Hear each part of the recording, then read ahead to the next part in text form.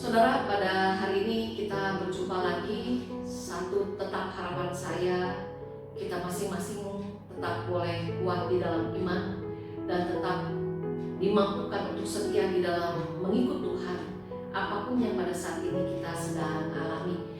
Dalam kesempatan yang Tuhan berikan pada saat ini, saya mau mengajak kita sejenak saja merenungkan firman Tuhan ya. Pada hari ini saya akan membacakan firman Tuhan dari kitab 1 Samuel 16 ayat yang pertama sampai dengan ayatnya yang ke-7. 1 Samuel 16 ayat yang pertama sampai dengan ayat yang ke-7 yang demikian firman Tuhan. Berfirmanlah Tuhan kepada Samuel, berapa lama lagi engkau berduka cita karena Saul? Bukankah ia telah kutolak sebagai raja atas Israel? Isilah tabung tandukmu dengan minyak dan pergilah. Aku mengutus engkau kepada Isai orang Betlehem itu, sebab di antara anak-anaknya telah kupilih seorang raja bagiku. Tetapi Samuel berkata, bagaimana mungkin aku pergi? Jika Saul mendengarnya, ia akan membunuh aku. Firman Tuhan, bawalah seekor lembu muda dan katakan, aku datang untuk mempersembahkan korban kepada Tuhan. Kemudian undanglah Isai ke upacara pengorbanan itu, lalu aku akan memberitahukan kepadamu apa yang harus kau perbuat. Urapilah bagiku orang yang akan kusebut kepadamu. Samuel berbuat seperti yang difirmankan Tuhan, dan tibalah ia di kota Betlehem. Para tua-tua di kota itu datang mendapatkannya dengan gemetar dan berkata, adakah kedatanganmu ini membawa selamat? Jawabnya, ya benar. Aku datang untuk mempersembahkan korban kepada Tuhan. Kuduskanlah dirimu dan datanglah dengan aku ke upacara pengorbanan ini.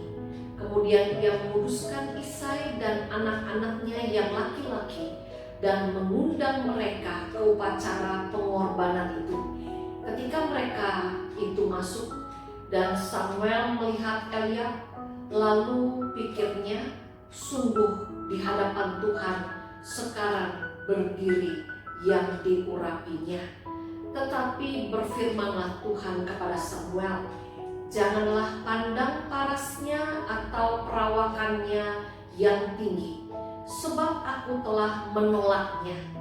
Bukan yang dilihat manusia, yang dilihat Allah. Manusia melihat apa yang di depan mata, tetapi Tuhan melihat hati. Saudara, kita diingatkan senantiasa bahwa yang berbahagia adalah kita yang bukan hanya siap untuk membaca dan merenungkan firman Tuhan, namun yang berbahagia adalah kita yang siap untuk mau melakukan firman Tuhan di dalam kehidupan kita sehari-hari. Pada saat ini saya mau menunjukkan kepada saudara, saya punya 3 macam gelas dengan bentuknya yang berbeda-beda. Nah, saya mau bertanya kepada saudara semua pada saat ini, ketika saya sedang haus atau saudara sedang haus, mana yang lebih kita utamakan? Bentuk gelas yang akan kita isi dengan air, atau yang lebih kita utamakan airnya?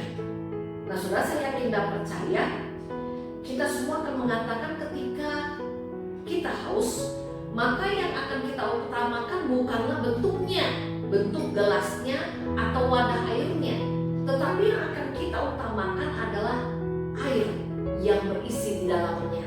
Mengapa demikian?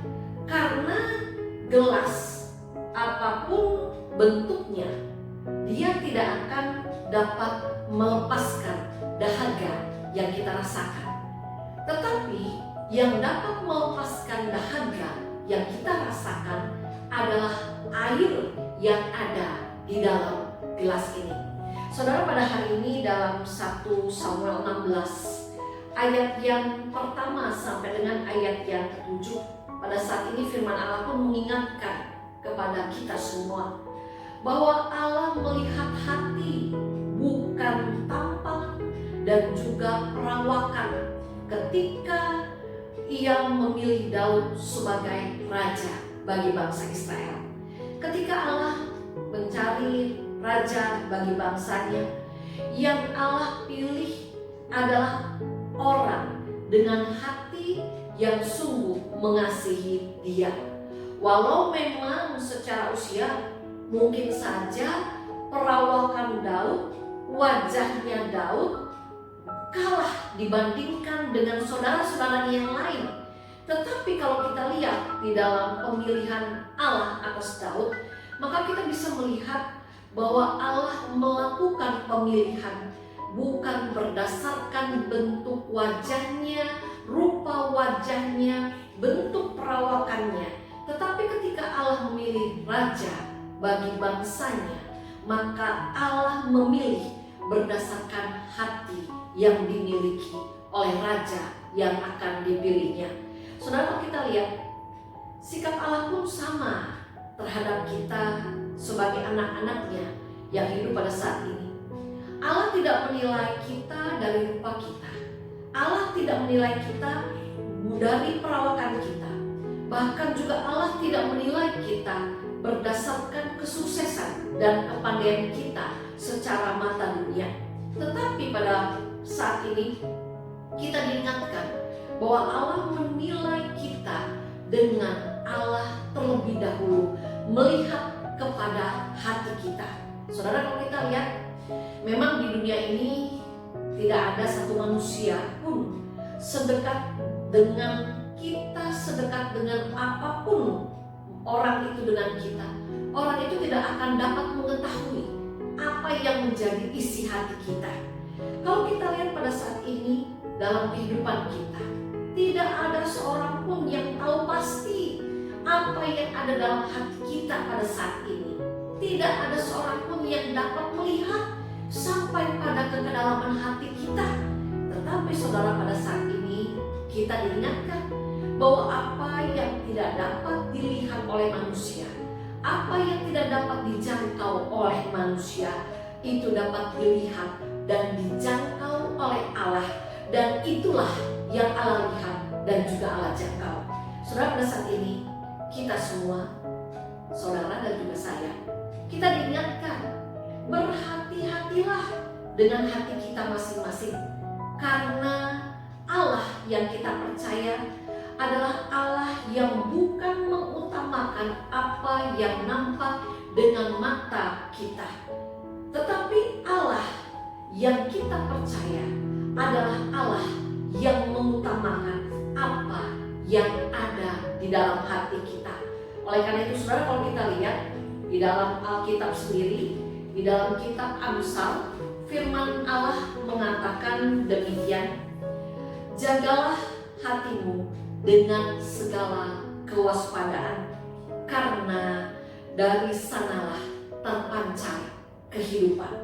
Saudaraku, memang hati letaknya sangat tersembunyi dalam tubuh kita masing-masing, dan hati kita tidak dapat dilihat dengan kasat mata, dan apa yang sedang ada dalam hati kita tidak dapat dijangkau dan juga dirasakan oleh orang-orang yang ada di sekitar kita. Tapi pada saat ini kita diingatkan kembali oleh kebenaran firman Allah bahwa apa yang ada dalam hati kita itulah yang terpancar dalam tindak tanduk kita. Bagaimana hati kita, apa yang ada dalam hati kita itu terpancar melalui apa yang kita katakan, melalui apa yang kita perbuat, bahkan melalui apapun yang kita rencanakan. Oleh karena itu Amsal 4 ayat 23 tadi mengingatkan, jagalah hatimu dengan segala kewaspadaan, karena dari sanalah terpancar kehidupan.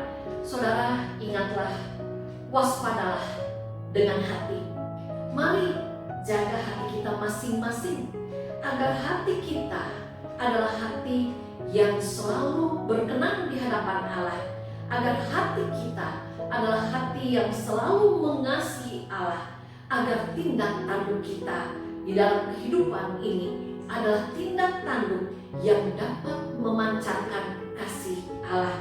Sehingga dengan demikian biarlah kehidupan kita dapat berguna dan menjadi berkat bagi orang lain dan dimanapun kita berada dan apapun yang sedang kita hadapi. Dan marilah saudara, kita selalu berusaha menyenangkan hati Tuhan. Ingatlah selalu apa yang firman Allah katakan di dalam pemberitaan firman pada hari ini. Bukan yang dilihat oleh manusia, yang dilihat oleh Allah, tetapi Allah melihat ke dalam hati kita masing-masing. Selamat melanjutkan aktivitas kehidupan saudara selanjutnya. Berhati-hatilah dengan hati kita masing-masing, karena Allah melihat sampai pada kedalaman hati kita. Amin. Kita berdoa. Bapa yang ada di surga, mampukanlah kami agar kami senantiasa di dalam hati, di dalam hidup ini dengan penuh kewaspadaan menjaga hati kami. Biarlah kiranya hati kami adalah hati yang senantiasa terarah kepada Tuhan. Biarlah hati kami adalah hati yang mencari Tuhan, hati yang selalu menghormati Tuhan. Tolong kami ya Tuhan, dan di dalam nama Tuhan Yesus kami berdoa. Amin.